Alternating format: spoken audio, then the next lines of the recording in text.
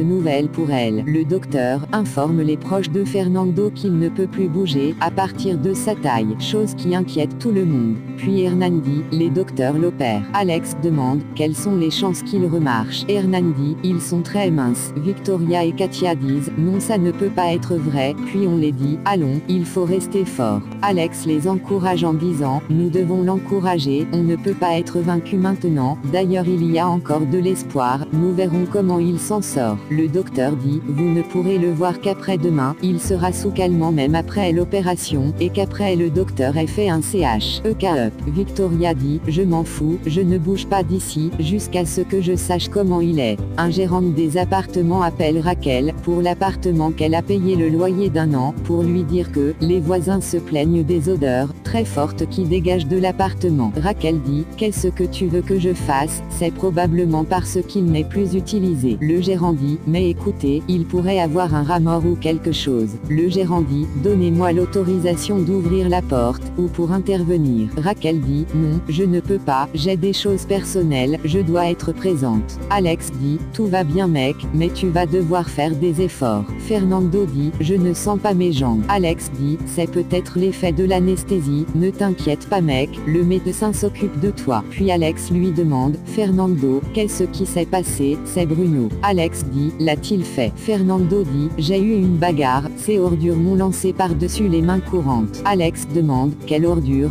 de qui parles-tu? Il répond que, une personne Matteo, il a fait une vidéo de ma sœur. Alex dit, oui, elle m'en a parlé, est-ce qu'elle l'a rencontré chez Maura? Fernando dit, avec les 2 autres gars. Alex dit, ne t'inquiète pas, je m'occuperai de tout, je te le jure que ces imbéciles vont payer pour tout. Fernando demande à Alex Victoria, Alex lui dit, elle est là, elles ont tous les 2 passé la nuit à l'hôpital avec Katia. Fernando dit qu'il ne sent pas ses jambes, Alex demande qu'il se calme, tout va bien. Gérant dit, j'attendais. Raquel répond, pardon pour le retard, je ne suis pas bien. Victoria dit, quoi qu'il en soit, quoi qu'il arrive je serai à tes côtés, jour et nuit. Fernando dit, cela ne peut pas être vrai. Victoria demande, comment te sens-tu mon amour? Il répond, comme si un chat de guerre m'a écrasé. Arrivé devant la porte, l'odeur devient abondante, et, ils couvrent leurs narines. Une fois à l'intérieur, Raquel regarde le corps sans vie d'Ulysse, et se fond en larmes, en disant, oh mon Dieu. Raquel crie de douleur, devant le corps pourri d'Ulysse. Au commissariat de police, Alex demande l'officier de retrouver les délinquants qui ont fait ça à Fernando. L'officier demande le nom. Les voisins disent qu'il s'appelle Matteo Hernandez. Puis Alex demande de prendre ça comme une tentative de meurtre. Les témoins disent, nous avons tous vu de nos propres cieux. Raquel appelle Alex, et l'informe que Ulysse est mort. Alex dit, qui te l'a dit? Raquel dit, personne, je l'ai vu de mes propres cieux. Puis, elle dit à Alex que, aide-moi. Dans la scène du crime, l'officier dit, il est mort il y a quelques jours. D'une seule balle, nous allons l'autopsier pour savoir si c'est l'arme qui provient de sa main qui l'a tué. Puis Alex dit, il s'est probablement tué quand il avait su qu'il était pris au piège. L'officier dit, piège. Alex dit, l'enlèvement de ma femme était sur le point de se résoudre, il savait qu'il était le suspect, et il a choisi celui-ci comme échappatoire. L'officier dit, cependant, j'aimerais poser quelques questions à votre sœur. Alex dit, pouvez-vous laisser demain? Elle est très choquée en ce moment, car Ulysse Villanosor était le père de sa fille. Elena se rend chez le grand-père, et lui dit, je suis désolée, je ne suis pas venue assez tôt, car je sais que vous ne voulez pas être dérangé. Grand-père demande, qu'est-ce que tu veux? Elena répond que, beaucoup de choses se sont passées, je suis venue vous dire toute la vérité. Le grand-père dit, sur quoi? Puis il dit, qu'est-ce que tu attends? Parle. Bruno appelle le docteur de Toluca, pour l'informer que le corps d'Ulysse a été retrouvé. Le docteur dit que c'est tôt. Bruno ajoute qu'ils ont dit que le gardien a appelé Raquel, parce qu'il dégageait déjà des odeurs. Le docteur demande à Bruno ce que la police a dit. Bruno dit qu'il ne sait pas, mais il semble que Alexandro a fait paperasserie. Le docteur demande s'ils vont enquêter. Bruno dit, on s'en fout, j'ai tout nettoyé. Le docteur dit, notre liberté en dépend de ça. Quand j'ai connu votre fils Cristobal, j'étais déjà mariée à un autre homme, et nous sommes tombés amoureux, puis je suis tombée enceinte, et j'ai fait croire à mon mari que le bébé était de lui, mais c'était faux, j'ai accouché des jumelles, et elles étaient les filles de votre fils. Alors, Cristobal est parti, j'ai eu une autre fille qui s'appelait Paola, c'est elle la fille de mon mari Pedro. Ensuite Cristobal est revenu, je ne pouvais plus supporter Pedro, je l'ai quitté, et j'ai pris Sandra avec moi. Elle est morte il y a quelques jours. Le grand-père dit, ensuite vous aviez pensé à l'histoire de Maria Rosé. Elena Elena dit non, c'est Ulysse, l'ex-fiancé de Sandra, ce n'est pas nous. Le grand-père dit, tu mens, ce ne sont pas les filles de mon fils. Elena dit, je le jure qu'ils sont, Sandra est de ton sang, et Maria Rosé aussi. Le grand-père dit, sors de ma chambre, menteuse. Puis, il dit, je ne veux plus rien entendre. Elena le demande, est-ce que tu te sens mal? Puis, le grand-père demande à son employé, de faire sortir Elena. Le docteur informe Victoria que, le dommage est grave. Victoria demande, sera-t-il paralysé pour toujours? Le docteur lui dit, ça dépend du patient, nous pouvons l'aider à retrouver la mobilité avec la thérapie physique. Victoria propose au docteur de transférer Fernando dans un autre hôpital. Le docteur lui dit, je pense que c'est mieux. Puis Victoria demande à Hernan, s'il peut prendre Fernando dans sa clinique, pour qu'il reçoive les soins nécessaires. Hernan dit, bien sûr que oui. L'employé de Don Porfirio le demande, avez-vous besoin de quelque chose? Don Porfirio dit, je ne sais pas, hier je pensais que, j'étais seul, je n'avais plus de famille. Aujourd'hui Elena m'annonce que Maria Rosé est ma petite fille, cette femme est une menteuse. Chose qui fait fondre en larmes Don Porfirio.